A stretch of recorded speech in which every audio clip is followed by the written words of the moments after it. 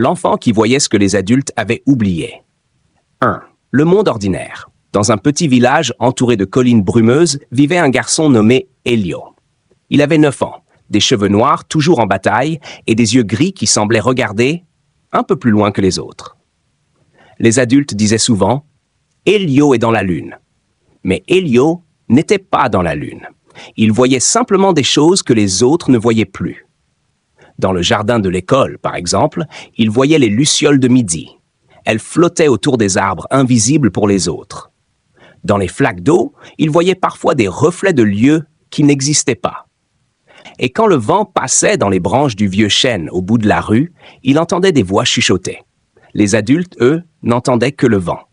Son père disait souvent « Tu as trop d'imagination, Elio ». Sa maîtresse soupirait « Il faut arrêter de rêver ».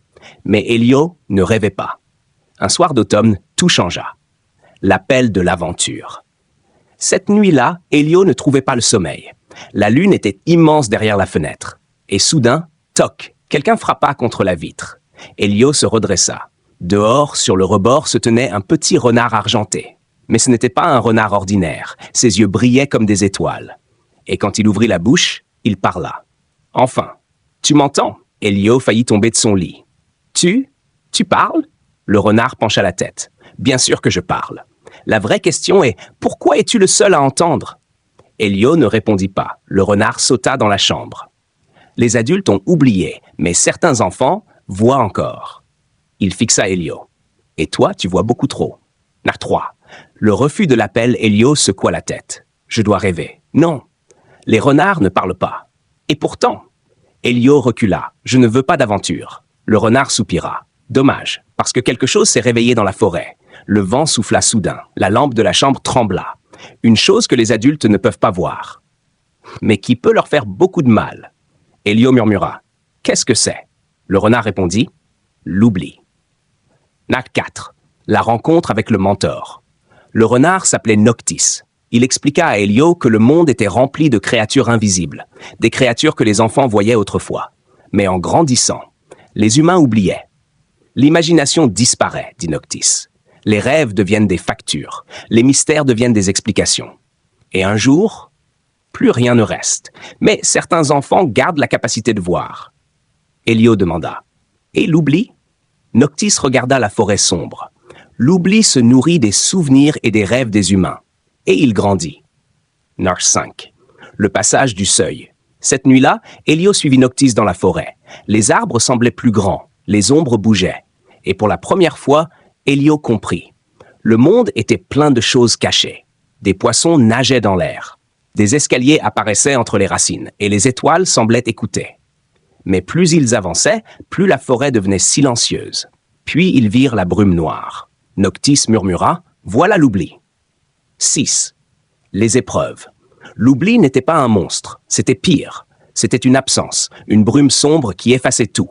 Les couleurs disparaissaient, les sons s'éteignaient, et les souvenirs aussi. Elio sentit soudain un trou dans sa tête. Mon anniversaire. Je ne m'en souviens plus. Noctis cria. Ne laisse pas l'oubli entrer. Comment? Souviens-toi de quelque chose d'important. Elio ferma les yeux. Il pensa à sa mère qui riait, au goût du chocolat chaud, à son chien disparu. La lumière jaillit autour de lui. La brume recula. Chaque 7, les alliés. Sur leur chemin, ils rencontrèrent un vieil épouvantail vivant qui gardait les souvenirs oubliés, une fillette fantôme qui se souvenait encore de chansons préférées, et un chat bleu qui connaissait tous les chemins secrets. Mais ils découvrirent aussi une terrible vérité. L'oubli devenait plus fort, parce que les adultes avaient cessé de croire. 8. L'épreuve suprême. Au cœur de la forêt se trouvait la porte de l'oubli, un immense trou noir dans l'air. Noctis murmura « Si elle s'ouvre, tout disparaîtra ». Elio demanda « Que dois-je faire ?» Noctis répondit « Rappelle au monde ce qu'il a oublié ». Mais comment un enfant pouvait-il faire ça? Puis Elio comprit. Il ferma les yeux et raconta une histoire de dragon, de voyage, de rêves impossibles. Et la chose la plus incroyable arriva. Les souvenirs des humains commencèrent à briller. La récompense. La porte se referma, la brume se dissipa et la forêt respira de nouveau. Noctis sourit. « Tu viens de sauver quelque chose de très fragile. » Quoi? La capacité de rêver. 10. Le retour. Le matin suivant, Elio se réveilla dans son lit. Son père frappa à la porte. Debout, rêveur. Mais quelque chose avait changé. Dans la rue, une femme s'arrêta soudain. Elle regarda une luciole invisible et sourit. Un vieil homme leva les yeux vers les nuages et dit « On dirait un dragon ». Elio sourit. Noctis était assis sur la fenêtre. « Tu vois ? Quoi ? Parfois, il suffit qu'un enfant se souvienne pour que les adultes recommencent à voir. » Épilogue. Les adultes diront toujours « Ce n'est que de l'imagination ». Mais parfois, quand le vent passe dans les arbres et que quelque chose brille au coin de l'œil, c'est peut-être simplement un enfant qui voit encore. Note 11. Le monde changeait. Après la nuit où la porte de l'oubli s'était refermée, Elio croyait que tout était terminé. Mais ce n'était que le début. Le village semblait presque normal. Pourtant, quelque chose avait changé, subtilement, comme si le monde respirait différemment. Dans la rue, un boulanger s'arrêta soudain en regardant la fumée sortir de son four. « On dirait un château », murmura-t-il. Un enfant leva les yeux vers le ciel. « Regarde, maman ! Un géant dans les nuages ?» La mère sourit sans vraiment comprendre pourquoi. Elio observa tout cela en silence. Les adultes ne voyaient pas encore clairement, mais une fissure venait d'apparaître dans l'oubli. Et à travers cette fissure, l'imagination revenait. Number 12, le murmure de la forêt. Mais Noctis n'était pas rassuré. Un soir, alors qu'Elio faisait ses devoirs, le renard apparut sur la fenêtre. Ce n'est pas fini. La porte s'est fermée pourtant. Noctis secoua la tête. Oui, mais quelque chose s'est échappé avant. Elio sentit un frisson. Quoi ? Le renard murmura un nom ancien, le dévoreur d'histoires. Selon Noctis, c'était une créature encore plus dangereuse que l'oubli, car l'oubli effaçait les souvenirs. Mais le dévoreur d'histoires détruisait les histoires elles-mêmes. Number 13. Le signe. Le lendemain, un événement étrange se produisit à l'école. La maîtresse demanda « Qui peut me raconter une histoire ?» Une petite fille leva la main. Il était une fois. Elle s'arrêta. Son visage devint vide. Je ne me souviens plus. Puis un autre élève. Même chose. Même les contes les plus simples semblaient disparaître.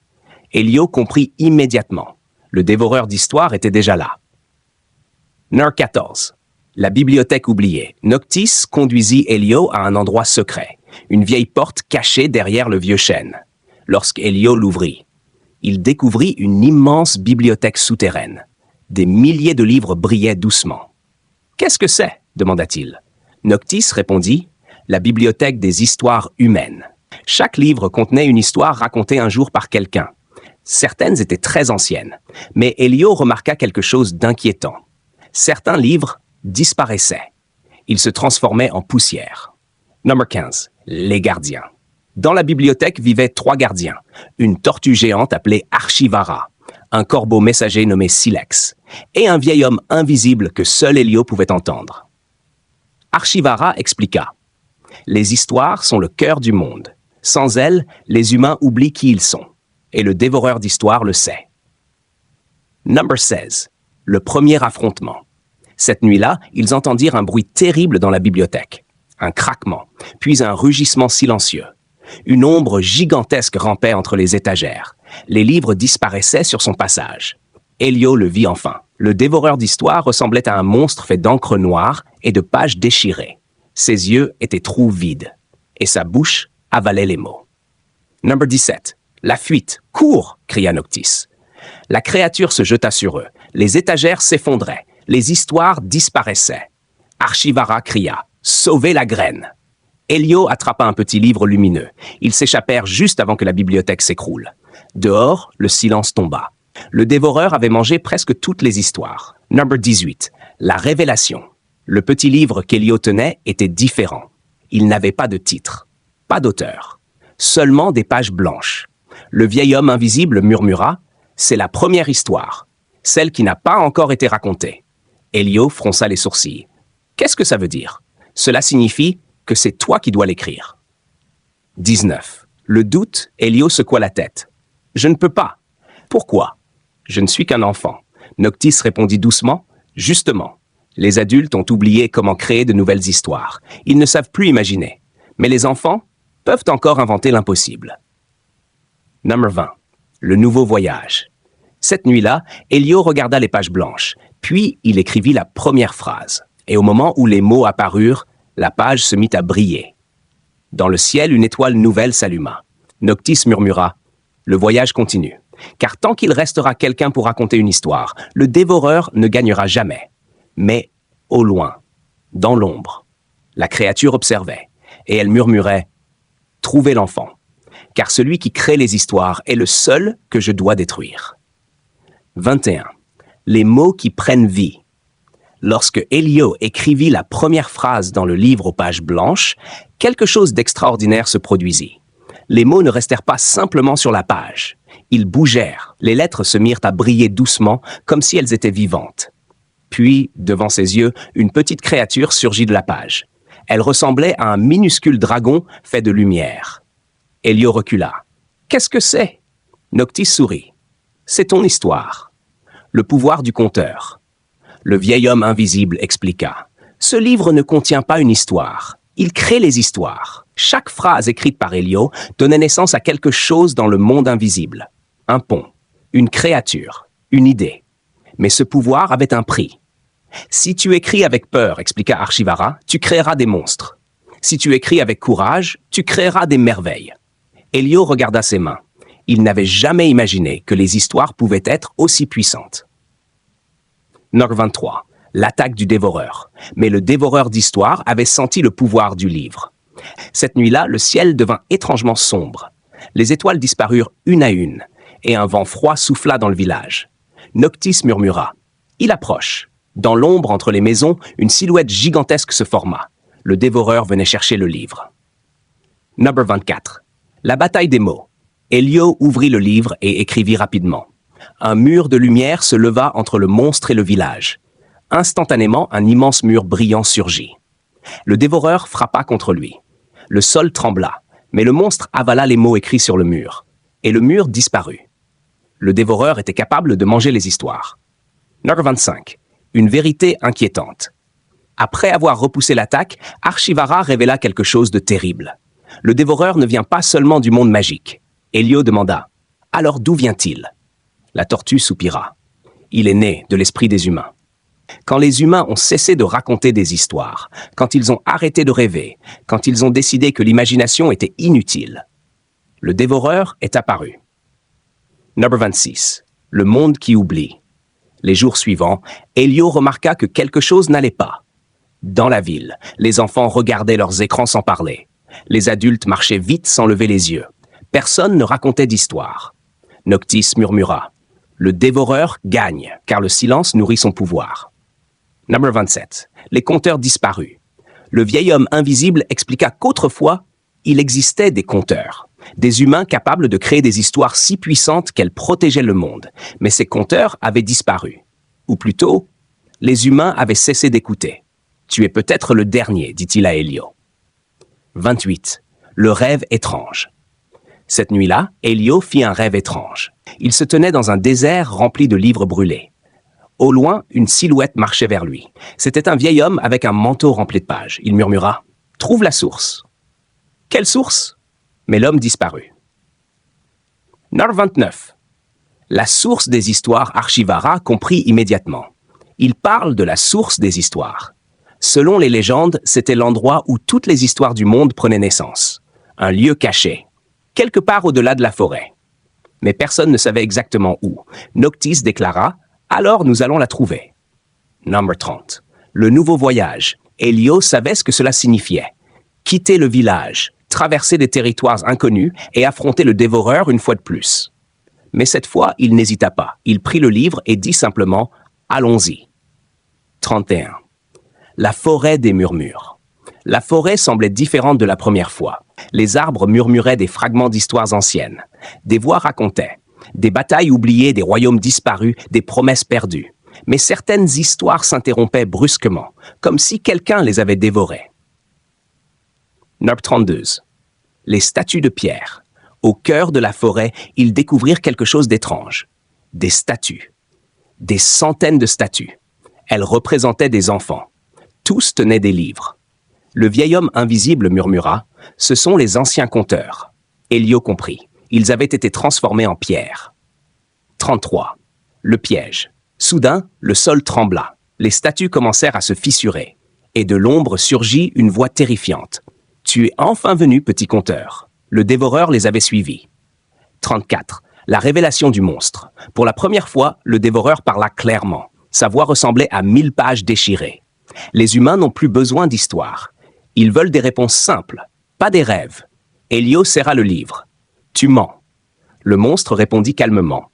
Regarde ton monde. Et Elio vit des visions, des villes grises, des gens fatigués, des enfants qui ne rêvaient plus. Narc 35, le doute du héros. Pour la première fois, Elio douta. Et si le monstre avait raison? Et si les histoires ne servaient plus à rien? Le livre devint sombre dans ses mains. Noctis murmura doucement. Les histoires ne disparaissent pas, elles attendent. Narc 36. Le souvenir Elio se souvint soudain de quelque chose. Sa mère lui racontant une histoire le soir. Le rire de son père. Un dessin qu'il avait fait d'un dragon. Ces moments semblaient petits, mais ils étaient précieux. Et il comprit quelque chose d'essentiel. Les histoires ne servent pas à expliquer le monde. Elles servent à le rendre supportable. 37. La lumière du livre Elio écrivit dans le livre « Les histoires sont plus fortes que l'oubli ». La page explosa de lumière. Les statues commencèrent à trembler. Des fissures apparurent dans la pierre. Le réveil des conteurs. Un enfant de pierre ouvrit les yeux. Puis un autre. Puis des dizaines. Les anciens conteurs se réveillaient. Le dévoreur rugit de rage. 39. La grande poursuite. Le monstre s'élança vers Elio. Mais les conteurs libérés formèrent un cercle autour de lui. Chacun racontait une histoire. Et chaque histoire devenait une arme de lumière. Le dévoreur recula. Pour la première fois, il avait peur. 40. La dernière étape, Archivara murmura. Maintenant, tu dois atteindre la source. C'est la seule chose capable de détruire le dévoreur. Elio leva les yeux. Au loin, derrière les montagnes, une immense lumière brillait. La source des histoires. Et le dernier chapitre de son voyage venait de commencer. La lumière au sommet. La montagne se dressait devant eux comme un géant endormi. Au sommet, une lumière pulsait lentement. Pas une lumière ordinaire. Elle ressemblait à un cœur gigantesque qui battait au rythme de toutes les histoires jamais racontées. Archivara murmura. Voilà la source. Mais le chemin était encore long. Et derrière eux, l'ombre du dévoreur grandissait. 42. Les traces des anciens zinzagnes. En gravissant la montagne, Elio découvrit des symboles gravés dans la roche, des dessins d'enfants, des dragons, des bateaux volants, des étoiles souriantes. Chaque dessin semblait vibrer. « Qui les a faits » demanda Elio. Archivara répondit « Les premiers conteurs, ceux qui ont appris au monde à rêver. » 43. Les échos des histoires. Plus ils montaient, plus les voix devenaient nombreuses. Des fragments d'histoire flottaient dans l'air. Un chevalier jurant fidélité, une princesse qui refusait son destin, un explorateur qui regardait un horizon inconnu. Ces voix formaient un murmure gigantesque. Un océan d'histoire. Mais certaines disparaissaient soudain, comme avalées par une bouche invisible. Le dévoreur approchait. 44. La peur du héros. Le vent devint violent. Elio serra le livre contre lui. Pour la première fois depuis le début de son voyage, il eut peur. Et si je ne suis pas assez fort? Noctis marcha à ses côtés. Les histoires ne demandent pas de force, elles demandent du courage. 45. L'arrivée du monstre. Un grondement secoua la montagne. Le ciel se déchira et le dévoreur apparut. Immense, ses ailes obscurcissaient les étoiles. Son corps était fait de pages brûlées et de mots déchirés. Sa voix résonna comme un tonnerre. Fin de l'imagination. 46. La lutte des conteurs. Les anciens conteurs levèrent leurs mains et chacun raconta une histoire. Un dragon de feu surgit. Un géant de pierre se dressa. Une mer imaginaire engloutit la vallée. Mais le dévoreur ouvrit sa gueule noire et avala tout. Chaque histoire disparaissait dans le vide. 47. Le désespoir. Les conteurs tombèrent un à un. Leurs histoires s'éteignirent. Le monstre avançait vers la source, vers le cœur des histoires. Elio sentit ses mains trembler. « C'est fini ?» Le dévoreur murmura « Les humains n'ont plus besoin de rêves. » 48. La vérité de Noctis. Alors Noctis s'avança. « Tu te trompes. » Sa voix résonna différemment, ancienne, puissante. Son corps commença à briller. Le renard se transforma lentement en une immense créature de lumière, un esprit ancien. Archivara s'inclina. Le gardien de la source. Le 49. La mission d'Elio. Noctis regarda Elio. « Depuis des siècles, j'attends quelqu'un comme toi. Un enfant capable de voir. Un enfant capable de croire. » Elio demanda. « Que dois-je faire » Noctis répondit « Réveillez la source ». 50. Le prix à payer. Mais Noctis continua. « Il y a un prix. » Elio sentit son cœur ralentir. « Quel prix? Si tu réveilles la source, tu perdras la capacité de voir notre monde, les créatures, la magie, tout. » Numéro 51. Le doute. Elio regarda autour de lui. Les créatures, les conteurs, Noctis, tout ce monde merveilleux disparaîtrait. Il redeviendrait un enfant normal. Le dévoreur murmura doucement. « Tu vois, même toi, tu ne veux pas abandonner ton rêve. » 52. Le souvenir. Alors Elio pensa à quelque chose. Pas à la magie, mais à un moment simple. Sa mère qui lui racontait une histoire avant de dormir. La chaleur de sa chambre. La voix douce. Et il comprit. Les histoires ne vivaient pas dans la magie. Elles vivaient dans les humains. Numéro 53. La décision, Elio ouvrit le livre.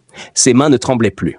Il écrivit lentement « Les histoires appartiennent à tous ceux qui veulent encore croire. » Puis il ferma le livre et le posa dans la lumière de la source. 54. L'explosion de lumière, la montagne s'illumina. La lumière traversa le ciel, les nuages, les villes, les océans. Partout dans le monde, quelque chose se réveilla. Nar 55. Le monde qui se souvient. Dans une ville lointaine, un enfant inventa un monstre imaginaire. Dans un appartement, une mère recommença à raconter une histoire. Dans une école, un garçon dessina un dragon. Les histoires revenaient. Partout. 56. La chute du dévoreur. Le dévoreur hurla, car chaque nouvelle histoire était une lumière, et ces lumières étaient trop nombreuses. Son corps se fissura, ses ailes se déchirèrent, et dans un dernier cri, il se désintégra dans le vent. 57. Le calme. Le silence revint sur la montagne. La source brillait doucement. Noctis regarda Elio. « Tu as réussi. » Mais Elio sentit quelque chose. Le monde invisible disparaissait. Les voix s'éteignaient, les créatures aussi. 58. Le réveil. Le lendemain matin, Elio se réveilla dans sa chambre, comme si rien ne s'était passé. Pas de renard, pas de magie, seulement la lumière du soleil. Noche 59. Le monde différent. Mais en sortant dans la rue, Elio remarqua quelque chose. Les gens souriaient davantage. Les enfants inventaient des jeux. Un vieil homme racontait une histoire sur un banc. Le monde avait changé. 60. L'histoire continue. Ce soir-là, Elio prit un cahier et commença à écrire, parce qu'il avait compris une chose importante. Les histoires ne disparaissent jamais. Elles attendent simplement quelqu'un pour les raconter. Et peut-être que quelque part, dans l'ombre d'un arbre, un renard de lumière écoutait encore.